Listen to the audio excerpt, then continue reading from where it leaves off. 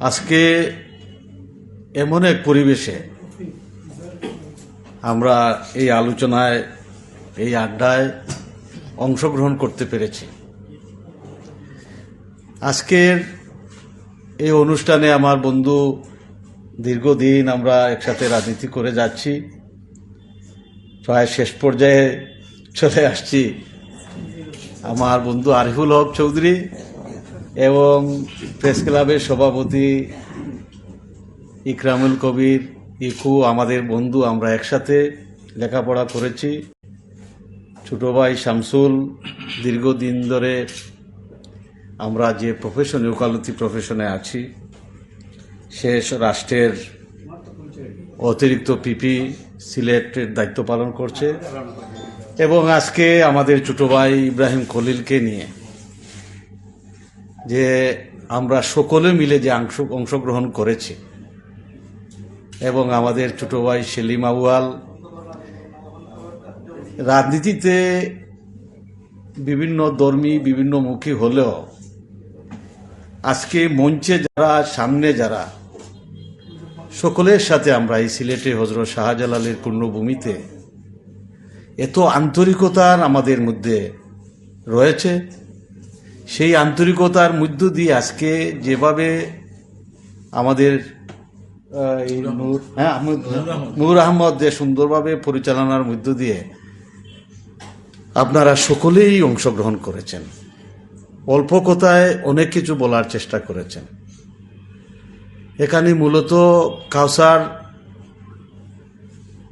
আমাকে টেলিফোন করার পরপরই আমি বুঝলাম যে আজকের আসরটি একটা প্রাণবন্ত আসর হিসাবে পরিলক্ষিত হবে। আল্লাহ আমাদেরকে সৃষ্টি করেছেন, আমরা আপনারা সকলে মিলে যে মানবতার প্রতীক হিসাবে, ইব্রাহিম খলিল সহ আপনারা সকলে মিলে আমাদের কাউসারের পাশে আমরা দাঁড়িয়েছিলাম। আমরা আল্লাহ রব্বুল আলামিনের কাছে শুকরিয়া আদায় করি, আমরা সফল হয়েছি। আল্লাহ আমাদেরকে সেই বিপদ থেকে রক্ষা করেছেন, সকলের সহযোগিতায়, সকলের আন্তরিকতায়, সকলের দোয়ায়। যুক্তরাজ্য বলেন, যুক্তরাষ্ট্র বলেন, সিলেট বলেন, সকলেই যে যেখানে পারে তার জন্য দোয়া করেছে, সাহায্য সহযোগিতা করেছেন। আমাদের মাননীয় প্রধানমন্ত্রী ও সহযোগিতা করেছেন। যাই হোক, এখানে আমরা সাইকুলকে ধন্যবাদ জানাই। আমাদের সেলিম আউয়াল এই সাইকুলকে দিয়ে যেভাবে এই আয়োজন, আর যেভাবে তিনি এই, আমরা যেটা শুনলাম, জানলাম, বুঝলাম, যেভাবে এটাকে নিয়ে এখান থেকে অনেক আবিষ্কার করেছেন দেশে বিদেশে। সেই আমাদের ইব্রাহিম খলিল যুক্তরাজ্যে এবং বিশেষ করে আমাদের সিলেটের ডাকের অনেক সাংবাদিক সেখানে যেভাবে গুরুত্বপূর্ণ ভূমিকা পালন করে যাচ্ছেন। আমাদের মুহিব ভাইয়ের কথাই বলতে হয়, আমি যখন লন্ডনে যাই তখন প্রেস ক্লাবের সাথে আমার দেখা হয়, আমি যখন যুক্তরাষ্ট্রে যাই সেখানে আমাদের যারা আছেন তাদের সাথে দেখা হয়। তাই আমাদের এই সিলেট থেকে যাওয়া, সিলেট প্রেস ক্লাব থেকে যাওয়া, সিলেটের ডাক থেকে যাওয়া, যারা যে শক্তিশালী ভূমিকা, ব্রিটেনের মতো জায়গায়, গণতান্ত্রিক দেশে ইব্রাহিম খলিল মানবতার প্রতীক আমি মনে করি। আপনারা বলেছেন ফুটন্ত ফুলকে ফুটতে দিতে হয়, আরো বিকশিত করতে হয়। আজকের এই আয়োজন, সেলিম আউয়াল সে সেই ফুলকে ফুটিয়েছে এবং সেই ফুটন্ত ফুলকে আমরা সাদরে গ্রহণ করে আরো যাতে ফুটতে পারে। যেমনিভাবে যুক্তরাষ্ট্রে আমাদের একজন সাবেক প্রধানমন্ত্রীর প্রেস সেক্রেটারি, সে যেভাবে সেখানে ভূমিকা পালন করে যাচ্ছে, সেখানে ইউএসএর জাতিসংঘে যেভাবে প্রশ্ন করে, যেভাবে রাষ্ট্রকে, সরকারকে একটা বেকায়দায় ফেলার জন্য যেভাবে শক্তিশালী ভূমিকা রাখে, আমি তাকে আমাদের সরকারের বিরুদ্ধে নেয়, কিন্তু সে যে সাহসিকতার সাথে এত উপরে মুশফিক আনসারী এত উপরে গিয়ে সে ভূমিকা পালন করছে, আমি তার ভূমিকার জন্য সে কোন দলে তাকে কোন সরকার কি করবে না করবে এটা তার ব্যাপার। এই যে সাহসিকতা এই সিলেট থেকে, এই সিলেট প্রেস ক্লাব থেকে, এই সিলেট থেকে ঢাক থেকে যারা যায় সারা দুনিয়ায় তারা চিঠিয়ে আছে। সুতরাং আমি মনে করি তারা আরো উপরে যাক, আরো ভালো ভূমিকা রাখুক, এটা আমাদের গর্ব। সেই গর্বিত সন্তানদের মধ্যে ইব্রাহিম খলিল একজন।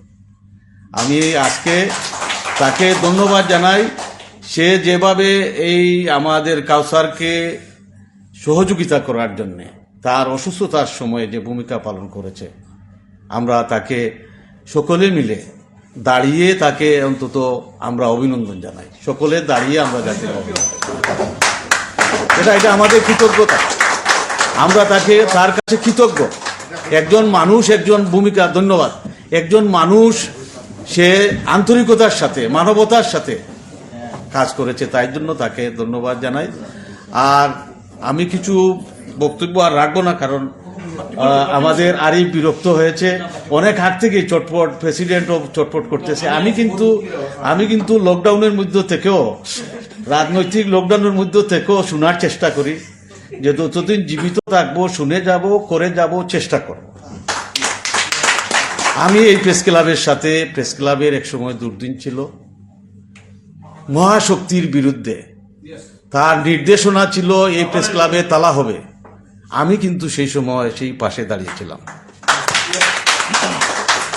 সেই সিলেটের ডাক, ঐতিহ্যবাহী ডাককে নিয়ে আমরা প্রশংসা করি। সেই ডাকের উপর যখন একটা নির্যাতন নিষ্পেষণ চলে আসছিল, সেই ডাকের চেয়ারম্যান সহ অনেকে সাজা দেওয়া হয়েছিল এবং ডাক বন্ধ হয়ে যাবে। সাংবাদিকদের সাথে আলাপ করে আমি জজ সাহেবের চেম্বারে গিয়ে কিন্তু সেই ডাকের পক্ষে কথা বলেছি। আমি রাষ্ট্রের পিপি ছিলাম, তখন আমি সহযোগিতা করেছি। সেই ডাককে মুক্ত করা হয়েছে, তারা সেখান থেকে মুক্ত হয়েছেন। সেটা এই যারা সাজাপ্রাপ্ত হয়েছিলেন তারা খালাস পেয়েছেন। আমি আরেকজন মানুষ, এই ডাকের সাথে যিনি ডাকের চেয়ারম্যান রাগিব আলী সাহেব যথেষ্ট ভূমিকা এই কাউসারের জন্য ভূমিকা রেখেছেন, তাকে আজকের দিনে আমি তাকে স্মরণ করি। আর আপনাদের সকলের সুস্থ জীবন, দীর্ঘ জীবন, এবং আমরা যাতে সকলে মিলে এই ঐতিহ্যবাহী প্রেস ক্লাব বলেন, ডাক বলেন, যত প্রতিষ্ঠান রয়েছে, আমি সবসময় রাজনীতিতে বলতাম, আমরা যেখানেই থাকি রাজনীতিবিদরা, আমরা সেখানে গিয়ে এই মুসলিম সাহিত্য সংসদ বলেন, প্রেস ক্লাব বলেন, চেম্বার বলেন, স্পোর্টস বলেন, সকল ক্ষেত্রে কিন্তু আমি একটা ভূমিকা রাখার চেষ্টা করেছি। যে রাজনীতিবিদরা স্পোর্টসে যাওয়ার দরকার নেই, যারা নেতৃত্বে আছেন সেখানে যাওয়ার দরকার নেই, চেম্বারে যাওয়ার দরকার নেই। মুসলিম সাহিত্য সংসদে বলেন, রেড ক্রিসেন্ট বলেন, ডায়াবেটিক অ্যাসোসিয়েশন বলেন, প্রেস ক্লাব বলেন, রাজনীতির সকল তার ঊর্ধ্বে আমাদের থাকতে হবে।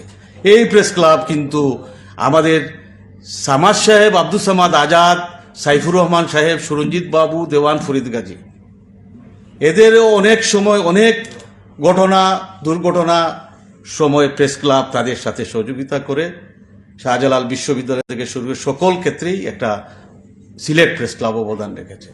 আমরা সেটাকে পুনরুদ্ধার করতে চাই, সেটাকে চালু রাখতে চাই। আমরা কেউই থাকবো না, এক এক করে আমরা সবাই চলে যাব, অনেকেই চলে গেছেন। সেই জিনিসটি আপনারা সকলেই লক্ষ্য রাখবেন। আপনাদের সকলের সুস্থ জীবন, দীর্ঘ জীবন।